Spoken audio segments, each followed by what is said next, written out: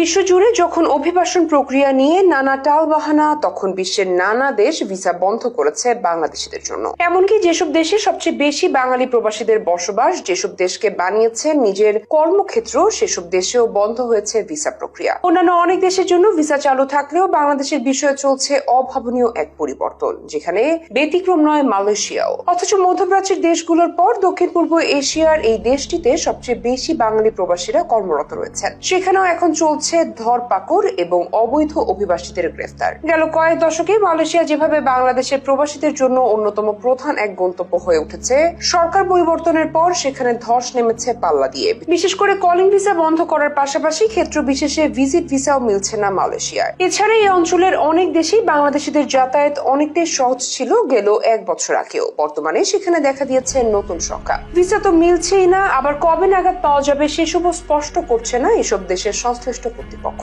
ফলে বিদেশে যেতে চাওয়া আগ্রহীদের জন্য মালয়েশিয়া সহ বিশ্বের নানা দেশে যাওয়া এখন চ্যালেঞ্জ হিসেবে দেখা দিয়েছে। তার উপর যারা মালয়েশিয়া রয়েছেন বহু বছর ধরে, তাদের উপর নেমে এসেছে অভিযানের খড়গ।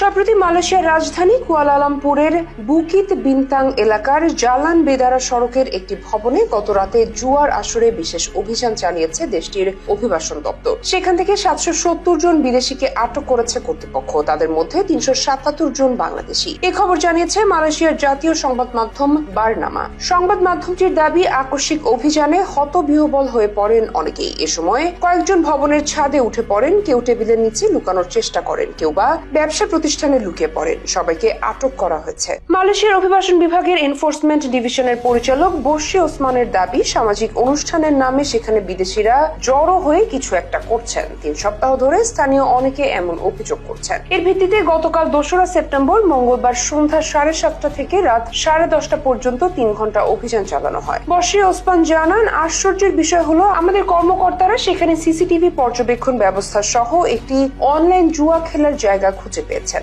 অভিযানের সময় 7 জন বিদেশিকে হাতে নাতে ধরা হয়েছে। ঘটনাস্থলে 106 জন সরকারি কর্মকর্তা সব মিলে 2445 জনের নথিপত্র যাচাই করে দেখেন। তাদের মধ্যে 1600 জনই বিদেশি, বাকি 845 জন মালয়েশিয়ার নাগরিক। যাচাই বাছাই শেষে আটক করা হয় 770 বিদেশিকে। মূলত মেয়াদ পেরিয়ে যাওয়ার পরও মালয়েশিয়ায় অবস্থান করা, পরিচয়পত্র না থাকার স্বীকৃতিহীন পরিচয়পত্র বা পাস সঙ্গে রাখার মতো অভিবাসন সংক্রান্ত বিভিন্ন অভিযোগে এসব ব্যক্তিদেরকে আটক করা হয়েছে। বশি ওসমান উল্লেখ করে আরো বলেন, আটক ব্যক্তিদের মধ্যে বাংলাদেশের 377 জন, মিয়ানমারের 235 জন, নেপালের 72 জন, ভারতের 58 জন, ইন্দোনেশিয়ার 17 জন পুরুষ ও 2 জন নারী এবং অন্যান্য দেশের 2 জন পুরুষ ও 6 জন নারী রয়েছেন। আটক বিদেশি ব্যক্তিদের বয়স 21 থেকে 65 বছরের মধ্যে। প্রাথমিকভাবে তাদের পুত্রজায়া অভিবাসন দপ্তরে নেওয়া হয়। পরে বিস্তারিত তদন্তের জন্য তাদের বুকিত জলিল ও লেঙ্গেং ইমিগ্রেশন ডিপোয় রাখা হয়েছে বলে জানান বশি। অর্থাৎ অনলাইন জুয়ার আসরে অংশগ্রহণ, মালয়েশিয়ায় থাকার মেয়াদ পেরিয়ে যাওয়া, পরিচয়পত্র